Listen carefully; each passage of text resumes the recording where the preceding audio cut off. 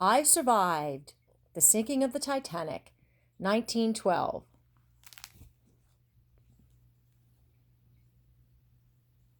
We scramble to get dressed and put on our life jackets. Aunt Daisy brings Phoebe's warmest coat. I bring the extra life jacket. We'll find Phoebe and go up to the boat deck. Tomorrow morning, this will all be a big joke to laugh about over breakfast. I figure Phoebe was woken up by the commotion with the ice and went to the promenade deck. But when we reach the main staircase, the yellow glints lead to downstairs, the first-class baggage hold. She knew I wanted to see that mummy. Of course she knew. What if the scar-faced man was still lurking in the hold when Phoebe got there? "George!" Tump, tump, tump. "George!" Tump, tump. This wasn't here earlier. Locked. Look, she's down here. "Pardon me." "You've gone the wrong way, madam. The captain wants first-class passengers up on the boat deck." "My niece is down here. You need to let us through." "I'm sure she wouldn't have wandered this far." "We're quite sure she's down here, so if you'll please open the gate." "I'm sorry, madam. Regulations." "Open that gate at once." "Get back." "We'll tell you when it's time for you to go up." "Back." Clang. My heart skips a beat. Phoebe or no Phoebe, we're trapped down here now, just like everyone else.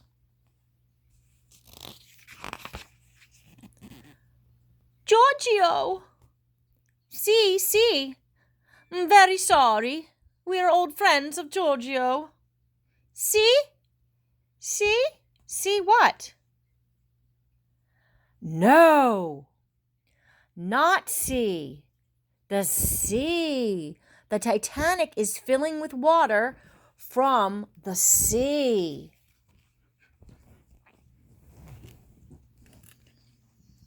Unsinkable. I whispered that word like a prayer. Mr. Andrews was so sure of the Titanic.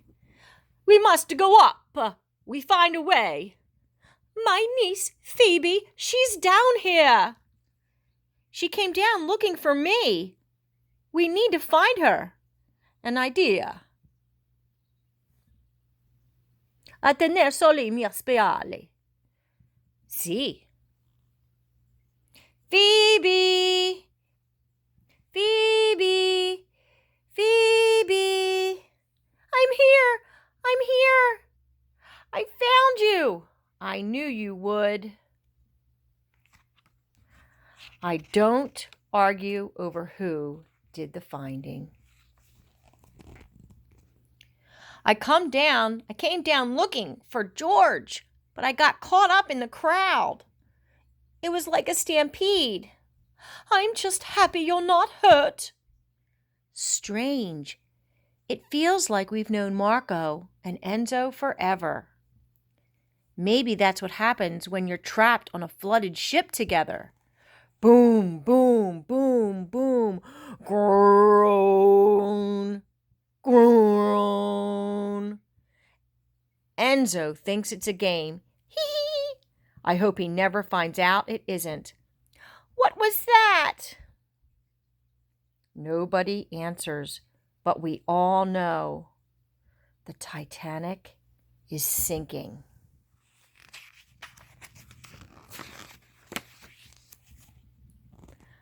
"We will go up." "Now? How?"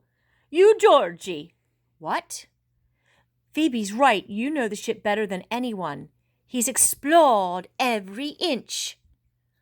"What if I make a mistake? What if we all get lost?" "You can do it." Then I remember what Mr. Andrews said. The escape ladders are in the stoker's quarters. They run up 2 decks. This way! No wonder those people are trying to push their way upstairs. Splash, splash. The bottom decks are flooding. The third-class passengers must have known the Titanic was in trouble right away. It's locked! Crash! Bravo, Giorgio! Bravo! At first, I worry about Enzo, but the little guy climbs like a monkey. We come up in a small dining room meant for the crew. I lead us down the corridors, then up the grand staircase, and onto the boat deck. Madam, there is a lifeboat about to leave. Women and children only, sir. I'm afraid you will have to stay with the other gentlemen. Yes, I know. Phoebe was right. There aren't enough lifeboats. Not nearly enough. There are hundreds of men on deck. What will happen to them? What about the crew? What about those people down on G deck? I am feeling sick and dizzy. I say he will go on a special boat ride. I say, you will not leave him? I promise you that. Neither of them say anything after that, but they look at each other for a very, very long time. I feel like someone is choking me. Phoebe is having a hard time too. Come on now. Come on. Last group.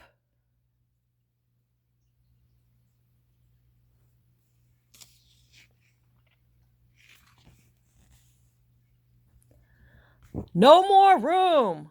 Lower away. No! He's only 10 years old. Wait! George! No! You'll drown us all. Sit down or I'll throw you over. Leap! Phoebe! George! George! George! George! Kersplash. I can't bring myself to look down at the water, so I look up at the sky, all those stars. I'm having a nightmare. None of this is real. When I open my eyes again, I'll be somewhere else, anywhere but here. I'm really just asleep in my suite. Or maybe I'm at home on the farm. Phoebe is asleep already. I can almost hear the fire crackle. But it's not the fire. Crack! Crack! The sound is coming from the Titanic itself. The crashing noise roars in my ears.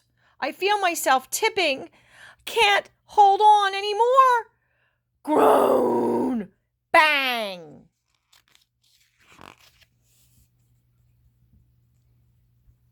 Silence. I feel myself being carried. Papa, why does my head hurt so much? Did the panther knock me out of the tree? Am I sick with fever like Mama?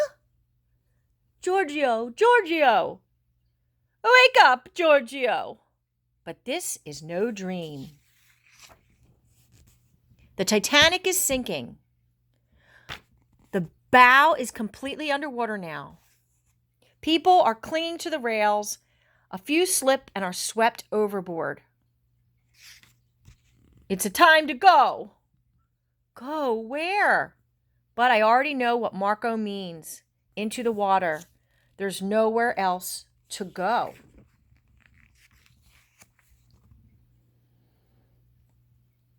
When we jump, jump as far out as you can, away from the ship. Jump! I imagine I have enormous wings that can take me into the sky. But when I hit the water, down I go. I feel like I'll be suspended underwater forever. But then the ocean spits me out again. Puh, puh, puh, puh.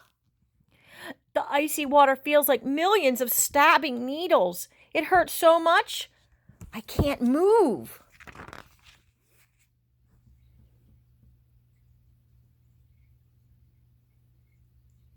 Pant, pant.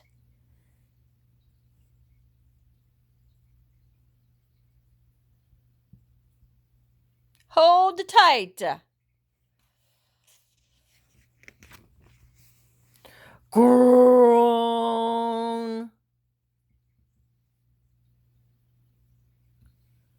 It's like the ship is fighting for its life. Finally, it seems to give up.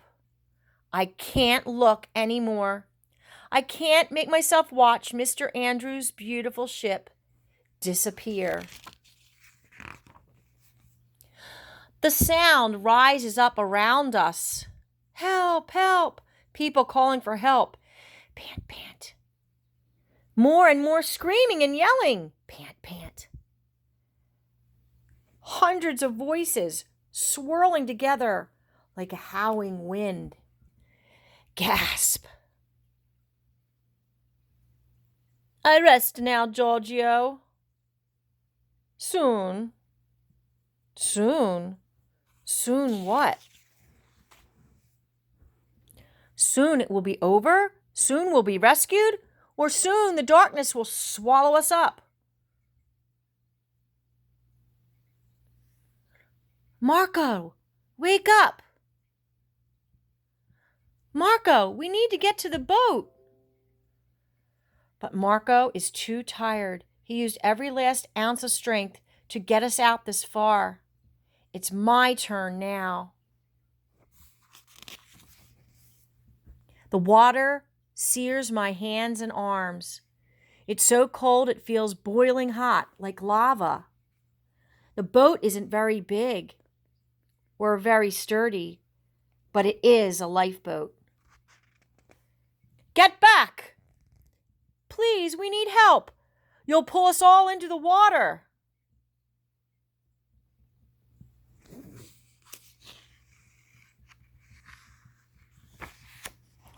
I try again on the other side. No one helps me. But this time no one stops me. Umph! Tumble! Arr!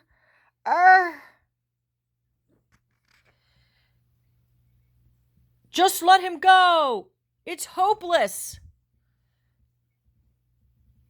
Please, somebody, can't you help us? The cold presses down until it seems to crush my bones. Some of the men sing softly. Others pray. Most make no sounds at all. Hours go by. I'm just drifting off when... It's a ship! No, it's just lightning. But the light is getting brighter. I'm afraid to blink or the light might disappear, but soon enough. It won't be long. Hang on. When the sun comes up, it feels as if we've fallen through a hole in the ocean and come out on the other side of the earth. There are icebergs everywhere. Before last night, the icebergs sparkling in the sunlight would have been beautiful. Now, they are terrifying. The ship is a passenger steamer, like the Titanic, the RMS Carpathia. One voice rises above all others. Papa, Papa, Enzo! They're safe, Marco. They made it. And so did we. The first 2 days on the Carpathia are a blur. I sleep through most of it. Sometimes I hear Enzo singing to me softly in Italian. Alla mattina appena alzata, oh bello ciao, bello ciao, bello ciao. And I hear Phoebe and Aunt Daisy talking about how Marco's feet are badly frozen, about the passengers on the Carpathia who do so much for us, and about the hundreds of people who didn't make it out of the water. April 17th, 1912.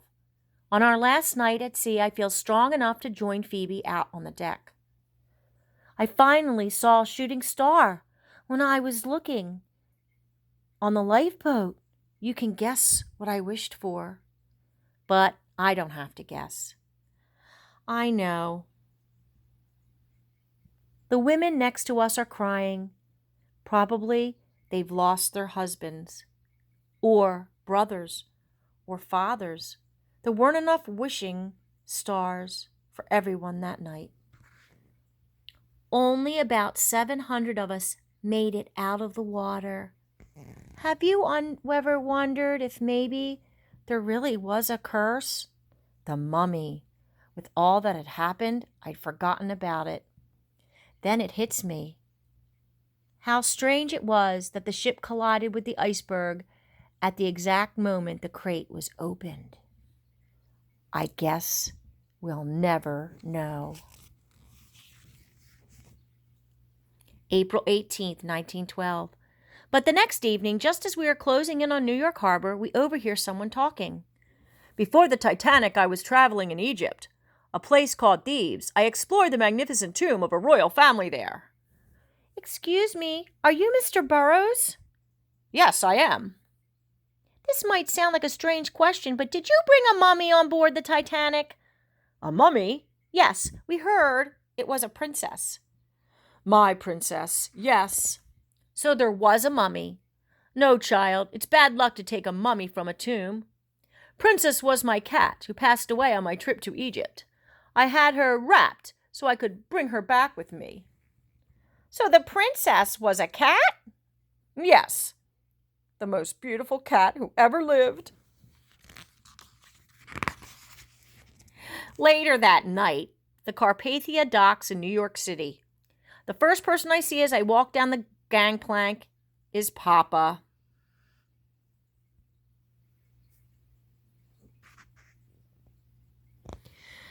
There isn't too much time to talk. Our train to Millerstown is leaving soon. An ambulance is waiting to take Marco to the hospital, and Aunt Daisy is staying in New York City to take care of Enzo until Marco's feet heal. Seeing the way Marco and Aunt Daisy look at each other, ...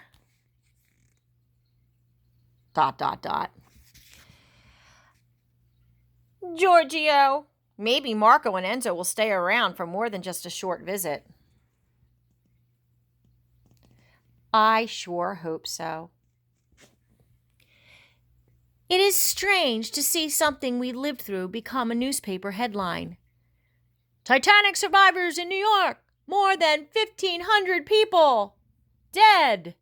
Read all about it. Titanic disaster. Great loss. I want to forget about everything about the Titanic. I want to put it out of my mind forever. But I can't forget. I feel myself drifting on the dark ocean. I see those faces of those scared people on the G deck. I see the ship disappearing into the sea. I remember the stabbing cold and the hundreds of people crying for help. I don't bother trying to fall asleep anymore. Every night after Phoebe and Papa go to bed, I head into the woods. One night, I hear something.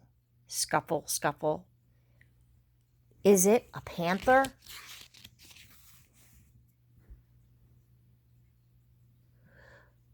Sorry to give you a scare. What are you doing here? Don't know. Sometimes I just come here when I can't sleep. I'll take you up to your bed. No, Papa.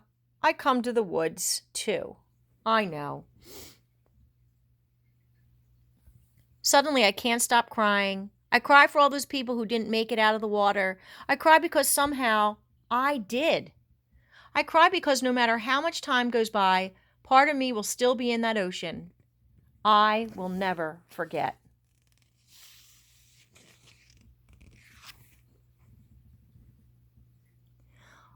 Are those really the same stars that burned so bright above the ocean that night? Am I the same George? I tell Papa about Mr. Andrews. He said he thought I'd build a ship one day. A nice little boat for the pond. I've always wanted to do that. That's a good idea. We could start today. The sun is rising. A breeze whispers through the trees, and a voice seems to sing. Awake, awake, it's now daybreak, but don't forget your dreams. And boys and girls, that's the end of the Titanic. On this graphic novel, you can turn and you can see some facts about the Titanic. This is a graphic design of the author and a little note from her. Also in the back of the graphic novel, there's lots of Titanic facts that are real, true facts, not just historical fiction. There's also some real photographs of some of the items from the Titanic. And there's also some real life characters, which were actual real people that some died and some lived in the sinking of the Titanic. And these are actual pictures of passengers. And also some things that what happened when they found the Titanic on the bottom of the ocean. Some actual currency, some money, some dishes, some other things. And also some more resources about some other books you might like about the Titanic. Again, there's a picture of our author and also of the studio that did all of the drawings of for this graphic novel to be produced. Again, if you're interested, please make sure you visit your Barnes & Noble or an Amazon or some other bookseller to obtain your I Survived the Sinking of the Titanic 1912.